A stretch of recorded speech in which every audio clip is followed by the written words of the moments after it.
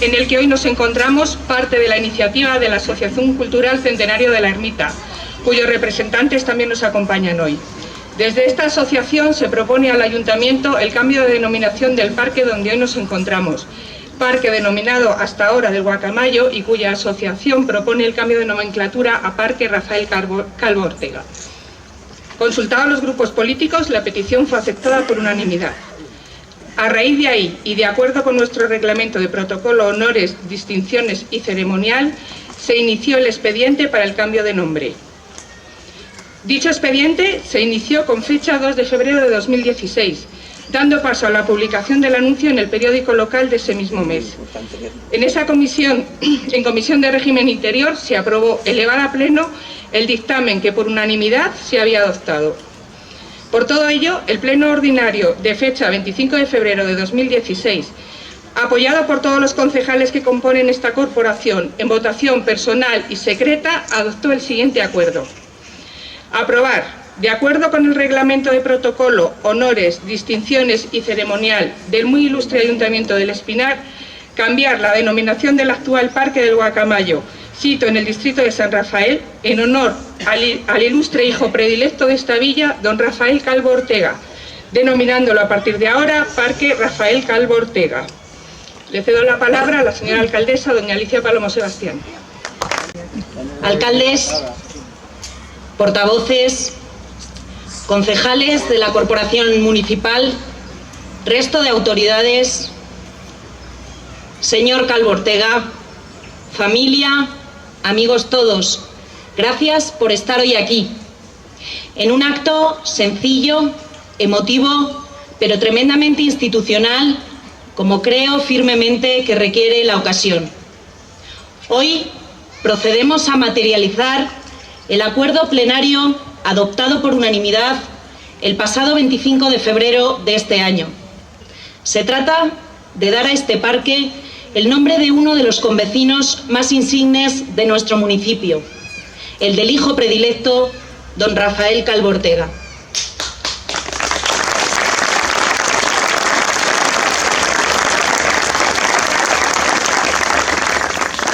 Quiero agradecer a la Asociación Cultural Centenario de la Ermita de San Rafael y a su presidente, hoy aquí presente, la propuesta que trasladaron al Ayuntamiento en este sentido y que en todo momento fue compartida por unanimidad por la corporación local.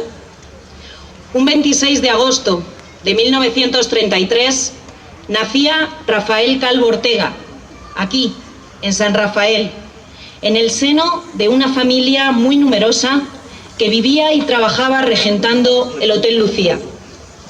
Sus años de concienzudo estudio, compatibilizándolos siempre con el trabajo en el hotel, le llevaron a licenciarse en Derecho por la Universidad de Salamanca, a doctorarse en la Universidad de Bolonia, obteniendo distintos premios, entre el que destaca el Premio Extraordinario Vittorio Emanuel a la mejor tesis doctoral. Son muchas las menciones que se pueden hacer de la trayectoria de nuestro vecino, que, como él mismo me decía el otro día, siempre se ha sentido muy espinariego, muy sanrafaeleño y ha llevado el nombre de su pueblo por todas partes donde su trayectoria profesional le ha llevado. Pero sin lugar a dudas, hay que estar muy orgullosos y destacar hoy aquí su trayectoria política. Una trayectoria política en el que fue un activo muy importante en unos momentos de nuestra historia en los que el consenso era indispensable para poder sumar y construir. Una época, si me lo permiten, que tiene bastantes similitudes con lo que está aconteciendo o debería de acontecer en estos momentos a nivel político e institucional en nuestro país. Don Rafael Calvo Ortega, como ministro de Trabajo durante el gobierno de Adolfo Suárez, fue copartícipe de la firma de un documento de consenso, de diálogo social, el documento del Estatuto de los Trabajadores de 1980. También fue senador por Segovia, diputado por Asturias y diputado al Parlamento Europeo en el Grupo Liberal, Democrático y Reformista. El camino, Rafael, efectivamente se hace andando, y su recorrido, en el caso de nuestro vecino, ha sido con paso firme y ha dejado huella. Una impronta que revirtió en nuestro municipio, facilitando importantes inversiones en distintas obras e infraestructuras, en canalizaciones o en la construcción del centro de formación impulsado también por él, entre otras cuestiones también importantes en nuestro municipio. Pero hay otra faceta, además de la política, que hoy quiero destacar porque considero importante, y es la vinculada de Rafael Calvo Ortega, la vinculada a la docencia y a la educación. Porque al final, vecinos, es precisamente la educación y las posibilidades formativas las que marcan el rumbo de una sociedad.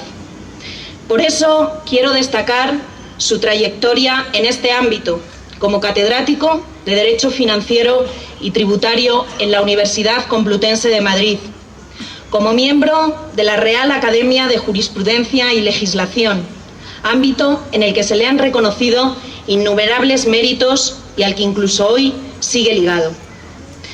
Don Rafael Calvo Ortega, hijo predilecto de la Villa del Espinar, como reza el título que ostentas.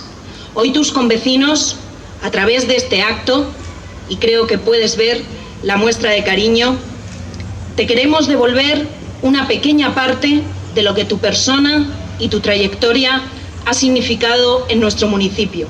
Por eso hoy, a este nombre, a este parque, le damos tu nombre.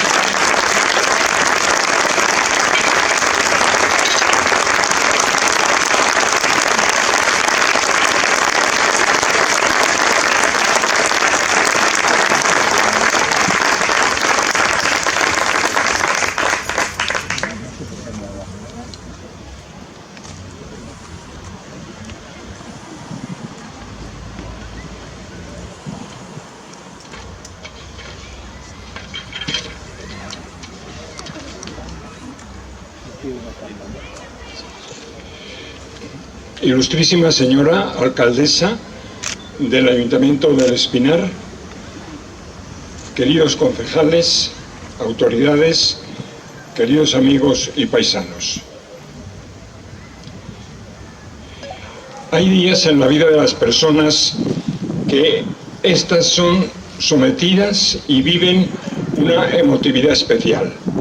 Es debido a muchas circunstancias, a hechos diversos, a manifestaciones de amistad, a manifestaciones de apoyo, a recuerdos agradables. Y para mí este día es, como os he dicho, de una emotividad especial, que me obliga, y acepto muy gustosamente esta obligación, a expresar unos sentimientos de gratitud muy amplios en este acto al que asistimos todos.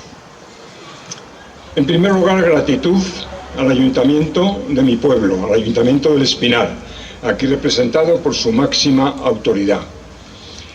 Yo he colaborado, siempre que se me ha pedido, con las distintas corporaciones del Ayuntamiento del Espinar, sin tener en cuenta nunca su color y su procedencia política y su ideología. Solo con pedirme algo, yo trataba de hacer lo que me correspondía y mi obligación como vecino de este pueblo. Es cierto que esta colaboración con el Ayuntamiento del Espinar ha estado siempre sometida a criterios, por mi parte, que he pensado siempre que eran convenientes, porque las colaboraciones tienen que ser sometidas a un orden lógico y a una medida, porque si no se convierten en algo incluso muchas veces arbitrario. Yo en esta colaboración lo primero que he hecho ha sido en todos estos años, en todas estas décadas, tratar de separar la colaboración de mis intereses políticos. Yo estaba dedicado a la política activa y existía siempre el riesgo, siempre el peligro de que mis colaboraciones tuviesen esta vertiente de rentabilidad política que hubiese enturbiado las cosas en unos límites no deseables. Este ha sido el primer criterio. El segundo ha sido el reservar mi actuación en los límites de la colaboración. Muchas veces en la vida, como todos sabéis, las colaboraciones, los colaboradores intentan suplir a los que toman las decisiones y se producen situaciones inconvenientes. Yo he tenido buen cuidado en que las decisiones correspondían al ayuntamiento y yo me limitaba a hacer aquello que se me había pedido y a colaborar en ese plano. Y finalmente quisiera decir en voz baja, porque siempre los temas territoriales son vidriosos, que yo he procurado sobrevolar los problemas territoriales. Pienso que hubiese sido muy negativo por mi parte que yo hubiese tomado partido por las pequeñas cuestiones territoriales que siempre existen en aquellos municipios de estructura compleja como es el nuestro del Espinar. A mí me gustaría, querida alcaldesa, continuar colaborando con el ayuntamiento. No lo puedo hacer ya en un plano político, porque no tengo vida política, porque mis actuaciones políticas son el recuerdo del pasado, pero no tengo la fuerza y la oportunidad políticas que me acompañaron durante años. Pero me agradaría mucho continuar esa colaboración. Y creo sinceramente, queridos amigos, que hoy a los ayuntamientos se les ofrece una amplísima línea y plano de colaboración que es la política cultural. La política cultural, luego me referiré a ella, al tratar de los antecedentes y de las identidades. La política cultural es algo amplísimo. Es una política que empezó en España, yo lo decía el otro día en unas declaraciones, hace 4 o 5 décadas, y empezó con la resurrección de festejos. Empezaron a aparecer festejos por todas partes, a rememorar, a traer a colación actuaciones pasadas, y eso ha sido positivo. Y luego ha pasado al plano cultural estricto y al plano académico. Y yo aquí puedo seros útil, probablemente de una utilidad escasa, pero puedo ser útil y puedo hacer aquí por mi pueblo lo mismo que hago privadamente y lo mismo que hago por instituciones ilustres e importantes, empezando por el Parlamento Europeo. Yo quisiera, en segundo lugar, dar las gracias a todas aquellas personas que han hecho posible este acto. Han sido personas, yo he recibido comunicaciones de ellos, cartas, llamadas, han sido personas muy diversas, personas de muy distinta naturaleza, de muy diferente profesión, de muy distinta adscripción política, y eso para mí ha sido un orgullo. Yo quisiera, lo ha hecho antes la alcaldesa, citar aquí a la Asociación Cultural Ermita del Carmen, que desde hace tiempo se dedica a actividades de este tipo, culturales, y a las que luego me referiré ampliamente. Quiero decirles a estos amigos que yo estoy siempre agradecido a todas estas personas que buscan, que en el pasado, que quieren encontrar raíces en nuestro ordenamiento, en nuestra historia. Nosotros tenemos un municipio rico en historia, rico en hechos, en pasados, en personas, en situaciones, y yo creo que eso tenemos que ponerlo, como se dice ahora, en valor. Tenemos que llevarlo a la superficie, tenemos que estar orgullosos de nuestro pueblo en ese terreno. Y me parece además que nosotros contamos en este momento con el favor, como se dice ahora en economía, con el viento de cola, a favor de estas posibilidades de hacer una política cultural muy vistosa. Y esto es así porque, como decía el otro día, como escribía hace unos días un filósofo francés, Marisset, hoy vivimos una explosión, vivimos, decía él, una frenesí identitaria, una fiebre identitaria, decía exactamente este maestro de la sociología francesa. Y esta fiebre identitaria se manifiesta de muchas maneras, de maneras muy diversas. La gente quiere que su identidad aparezca, que su identidad se discuta, se tenga en cuenta, se incorpore a la vida de todos los días, etc. Yo creo que aquí tenemos un campo espléndido y yo quiero agradecer a estas personas que hacen eso en nuestro pueblo. Citaba antes a Luis López, lo hago ahora otra vez expresamente, que se dedican a esto y que deben de ampliar su círculo de actuación y sus colaboradores a todo el mundo. Creo, por lo demás, que esta búsqueda de identidades, estas investigaciones sobre nuestro pasado, este aflorar elementos comunes, es algo para nosotros extraordinariamente importante, porque la identidad es algo que hoy une a los pueblos, que hoy une a los ciudadanos. Hoy nosotros vivimos un mundo que está sometido a dos fuerzas, está sometido a las fuerzas económicas, ya sean capitalistas, ya sean estatalistas, a unas fuerzas que conducen, a través de una contemplación como valor supremo de la economía, conducen a situaciones de aislamiento, a situaciones de desagregación, a situaciones de aislacionismo.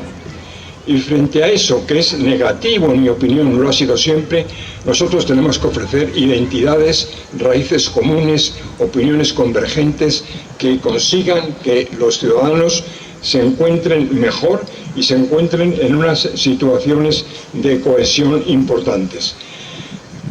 Esto que yo digo ahora es, probablemente todos lo estáis pensando, un lugar común. Y es cierto que es un lugar común, pero los lugares comunes no son siempre negativos. Hoy la moderna sociología política, sobre todo la sociología política francesa, italiana y germana, vienen diciendo que hay que fomentar estas identidades. Y vienen diciendo que si nosotros, hace ya algunas décadas, nos apuntamos a la cohesión social como valor, yo lo hice muy gustosamente como diputado cuando voté el Tratado de Maastricht, la cohesión social como valor. Si nosotros queremos que la cohesión social sea un valor auténtico y vivido, tenemos que fomentar todo aquello que nos une, todo aquello que haga que nuestros esfuerzos sean comunes, que nuestros recuerdos sean también comunes y que estemos todos satisfechos de nuestro pasado. Yo quisiera, si se me permite un minuto más, quisiera poner sobre la mesa otra cuestión distinta. Normalmente, dentro de los sentimientos de gratitud que sienten los seres humanos, yo en este momento lo siento profundamente, ese sentimiento, dentro de estos sentimientos de gratitud se da un fenómeno de bilateralización. Se da el fenómeno de que una persona siente gratitud hacia otra persona, hacia una institución, hacia una corporación, ante un hecho. Pero eso es lo que yo denomino bilateralización. Eso es estar agradecido a cosas concretas, que es bueno que sea así, pero yo voy más allá. Yo quiero esta mañana aquí en nuestro pueblo ir más allá. Yo quiero deciros que junto a esto que es positivo, hay que avanzar en la gratitud de fenómenos que no tienen un origen común, que no son debidos a unas personas, son debidas a un pueblo, son debidas a un conjunto de ciudadanos, son debidas a personas muy diferentes. Nadie sabe quién fue el que primero dio un paso en ese terreno, pero uno avanza en la vida viendo, pensando, observando estos fenómenos comunes de la sociedad y de los pueblos que nos hacen un bien extraordinario. Y yo quisiera que me permitieseis destacar dos valores comunes, que me permitiese destacar dos hechos comunes, que son en primer lugar la laboriosidad y en segundo lugar la amabilidad, la cordialidad. El primer valor es el de la laboriosidad. Querer hacer las cosas, sentir pasión por el trabajo, sentir amor al trabajo, levantarse todos los días queriendo hacer las cosas mejor, queriendo ser más útil, etc.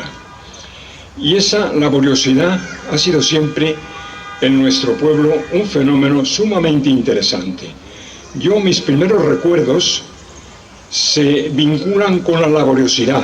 Yo recuerdo a mis padres, a Ostensigildo y Carmen, recuerdo a mis hermanos, recuerdo posteriormente a mi mujer Mercedes, todos ellos han sido siempre un ejemplo de laboriosidad, un dedicar su vida al trabajo, dedicar su vida a hacer mejor las cosas. Y eso es muy importante, porque la laboriosidad no se aprende en los libros, no se aprende en las universidades. La laboriosidad se aprende observando a los que nos rodean, viendo a los que practican esa laboriosidad, viendo cómo actúan esas personas ejemplares. Y eso lo ha hecho este pueblo muy bien, y a mí me ha acompañado siempre por los sitios donde he tenido que circular en la vida. Siempre he recordado a las personas de aquí que en un municipio no dotado de recursos económicos, sin embargo, habían conseguido unos niveles de riqueza muy favorables a base de ese trabajo diario, a base de esa asunción de riesgo, a base de hacer las cosas mejor, a base de caminar decididamente hacia adelante. La laboriosidad, queridos amigos, gran valor que a nosotros nos debe de servir de orgullo, porque eso es lo que hemos edificado, lo que hoy tenemos. Hoy tenemos un municipio, el municipio del Espinal, fundado precisamente en cientos de personas cuyo nombre ya no recordamos, yo desde luego no lo hago y lo lamento sinceramente, pero que sé que son personas que para mí han sido un espejo, han sido un ejemplo, han sido un hábito, algo que yo tenía que hacer, a lo que yo tenía que parecerme. En segundo lugar, yo quiero destacar el valor de la cordialidad. La cordialidad se define de muchas maneras. Los sociólogos y los psicólogos definen la cordialidad de maneras muy diversas. Podríamos decir que la cordialidad es la flexibilidad, es el querer la convergencia, es el querer el acuerdo, es el no colocar más dificultades que las que haya en los asuntos, etcétera, etcétera. Esa cordialidad. Y os tengo que decir que esa cordialidad yo la he sentido muchas veces. Muchas veces, siempre que uno saluda a alguien que no conoce, que es presentado, hacen dos comentarios sobre mi pueblo. Tú eres espinariego, qué pueblo más bonito, qué gente en el Espinar más cordial. La cordialidad como un valor importante, como un valor que tenemos que conservar y como un valor que nos identifica. A mí me llena de orgullo cuando oigo esto, porque no es fácil en estos momentos que la cordialidad sea un valor. Y si me permitís, 2 minutos más para citaros una anécdota que tiene cierta gracia. Yo hace bastantes años, fui distinguido por el gobierno italiano con una distinción, con una mención, con una calificación que me llenó de orgullo, aunque me pareció realmente exagerado. Y el gobierno italiano encargó a su embajador en Madrid que me llamase y me diese en mano esa distinción. Así sucedió. A las pocas semanas me llamó el embajador, fui a la embajada y el embajador, gran profesional como todos los diplomáticos de carrera y deseando de complacer, me hizo numerosas preguntas. Me dijo: ¿por qué vino usted a Bolonia? ¿Por qué eligió usted como maestro al profesor Berlini? ¿Por qué hizo usted unas publicaciones que a muchos entre ellos a mí me gustaron? Etcétera, etcétera. Y ya al final de la entrevista, el embajador, deseando ser amable, me dijo: ¿cómo es su ciudad del Espinar? Y yo le contesté: mi ciudad del Espinar es un pueblo pequeño, muy bonito y donde la gente es muy cordial. Y me dijo el embajador: lo segundo es más importante que lo primero. Lo segundo, la cordialidad, es más importante que la belleza. Yo quiero terminar diciéndoos que me gusta mucho destacar estos valores sociales, estos valores populares, estos valores de todos. Me parece bien agradecer las cosas bilateralmente, pero alguien tiene el deber y la obligación de decir cosas agradables, justas, oportunas y muy positivas de toda una comunidad. Nosotros tenemos una comunidad rica, una comunidad, como decía antes, a la que da gusto venir y a la que da gusto observar cómo sus personas, cómo su gente luchan diariamente con esta cordialidad a la que yo hacía referencia anteriormente. Querida alcaldesa, muchas gracias por este acto espléndido. Para mí ha sido un gran honor y una distinción que debo fundamentalmente a todos los que han organizado este acto, a todos vosotros y principalmente a vuestro cariño. Muchas gracias.